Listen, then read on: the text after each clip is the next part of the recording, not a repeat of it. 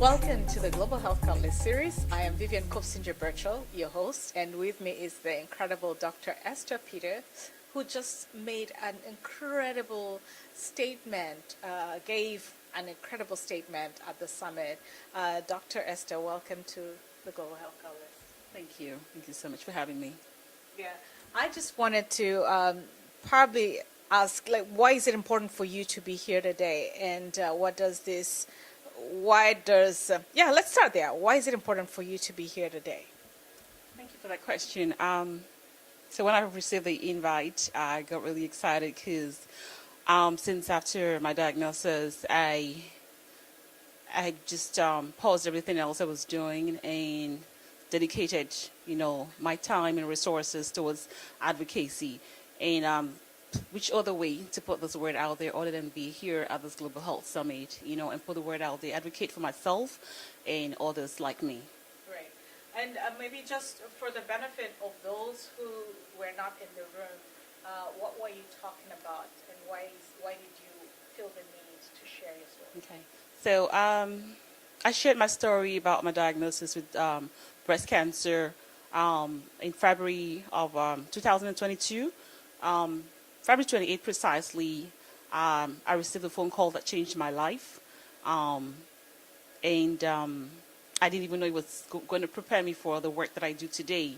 I had just been diagnosed with a stage 3 HER2 positive carcinoma of the right breast. Essentially what that is stage 3 breast cancer.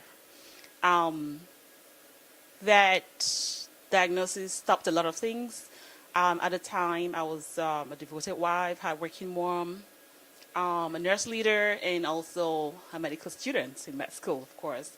But I had to stop a lot of things and focus on me because there was need. Of course, I knew I had to be alive to take care of my children and complete the work that I had started. I commenced treatment. Thankfully, the chemotherapy was very effective. The tumor shrunk from a stage 3 to a stage 0. Of course, with effectiveness comes the adverse effects. They were really hard on me. But I was able to scale through. I eventually had a lumpectomy, thankfully, and completed radiation March of this year. Congratulations. Thank you. Thank you. I feel strong. I feel re-energized. But I didn't have to wait. Right after surgery, immediately joined forces with the African Women Cancer Awareness Association. It's AWCAA. And we're based in Maryland. And what we do is we do a lot of outreach events where we go out to the community, we train both the lay and, of course, the educated people on ways to identify the symptoms, the signs and the symptoms of breast cancer, and also how to seek for experts' treatment. Because the most interesting thing about my story is not just the discovery of the cancer, the tumor, right? What really got me concerned was the fact that in 2021, I was symptomatic. I had pain, I had a lump on the right breast, and I sought medical attention. And we did everything. We did a mammogram, we did an aspiration, ultrasound-guided biopsy. And when the result came out weeks later, I was told that it was benign. And that as an African American, as an African woman, that I had dense breast. So the results showed fibrocystic breast changes. And again, at the time, I wasn't up to 40, still not up to 40. So I guess there wasn't a need at the time, clinically, for my provider to have followed up. But at the time, what I needed was a 3D mammogram, possibly an MRI. It wasn't done. I was happily dismissed. I was happy, of course. Who won't be happy with that result? It's benign. You go about your business. You have all these goals. You have all these things to do. A few months later, I found myself in a hospital. I had to do a CT scan of the chest. Do something else. And whatever we were looking for was negative, but the doctor walked back into the room really concerned. She looked me in the eyes. She said, "Miss Peter, you need to follow up with your provider." At that time, I knew something had changed. I listened to her advice. I went for a mammogram. This time, it was a stage 3 breast cancer. This could have been discovered in 2021 if we had done something extra. I shouldn't have gone away happily. I have a family history of breast cancer. I have symptomatic, I have the pain, I have the lumps. I shouldn't have been sent away. I'm thankful today, even though it was found months later at the stage 3, thankfully, that chemo was effective. I'm still here standing strong. I'm still working and talking. I want to be able to advocate for other women who might not be lucky. A lot of African sisters come up to me and they say, hey, I hear your story. Thank you for sharing. I had dense breast. I was sent away. Someone just met me a few minutes ago and she said, yes, my doctor just told me that I have dense breast, but I'm not okay. But now she's inspired by the story. She's going to go back and talk to her doctor and ask for more treatments. And we don't want the next woman to die from breast cancer. We're in a country where this can be taken care of. There are lots of resources out there. And we want to make sure that we reach the very last person that needs to get this message. Thank you. No, thank you so much for sharing that story yet again. Why is it important for you to be a part of this, to tell that story on this Global Health Catalyst Summit scene?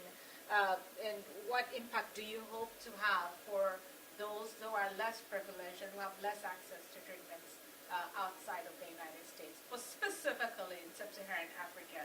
Thank you. So this is the right platform because I know this is where we have the world leaders. We want them to get this message and know that we are in this together. As a survivor, as an advocate, and as a healthcare professional, I am ready and willing to do everything that it takes. I want to be an ambassador. I want to represent my sisters, my mothers, our daughters. We're here. We're privileged to be in the United States of America, but I am also of African descent. I'm originally from Nigeria. I want to represent my Nigerian mothers, sisters, daughters. I'm the voice. I want to be the voice. I want to be the face. I want to give them hope. There's something that comes with the diagnosis of cancer. People from African heritage sometimes tend to shy away. Sometimes you tell your family and they escalate the fear and the anxiety. There's already anxiety, depression that comes with the diagnosis. And then sharing it with family, they even worsen that. So when it happens, we find a lot of our mothers and sisters hiding this information and try to deal with it. And by the time it comes out to the open, it's late stage. I just lost a brother-in-law a couple of weeks ago, April 12th, to colon cancer. It wasn't out in the open until late.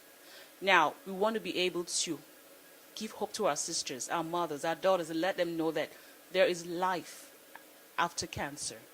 Cancer is no longer what it used to be 10, 20 years ago. Cancer is treatable. People can survive cancer. People can go about their activities. People can stay and live for their loved ones. That is really what we want to do.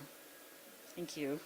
No, thank you so much, Dr. Esther. It's really humbling and incredible to just hear your story and hear your dedication and commitment to advocating for especially the Black women. This is why, we need to, this is what we can do to bridge those healthcare blind spots that I like to call them, so that we can give opportunities for Black women to survive, thrive, and excel. So thank you again for being a part of the Global Health Catalyst Summit. My pleasure. And, thank you for having me. Thank you. And to our viewers, please look out for other videos showing highlights from this Global Health Catalyst Summit. Thank you for watching Healthcare Blind Spots. Till next time.